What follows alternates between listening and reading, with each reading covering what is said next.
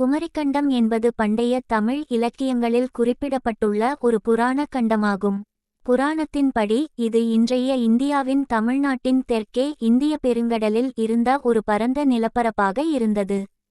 குமரிக்கண்டம் பற்றிய கதைகள் வேறுபடுகின்றன, ஆனால் இது பெரும்பாலும் இயற்கை பேரழிவுகள் அல்லது வெள்ளம் காரணமாக கடலுக்குச் சென்ற ஒரு வளமான மற்றும் பண்பட்ட நாகரிகமாக விவரிக்கப்படுகிறது.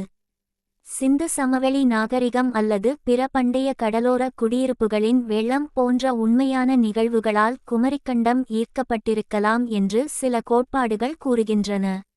இருப்பினும் அதன் இருப்பை நிரூபிக்க எந்த உறுதியான ஆதாரமும் இல்லை, மேலும் பல அறிஞர்கள் அதை ஒரு புராண அல்லது குறியீட்டு கருத்தாக கருதுகின்றனர். குமரிக்கண்டம் பற்றிய கதைகள் பலரின் கற்பனையை கவர்ந்துள்ளன, மேலும் இது தமிழ் கலாச்சாரம் மற்றும் நாட்டுப்புற கதைகளில் ஒரு கவர்ச்சிகரமான தலைப்பாகவே உள்ளது.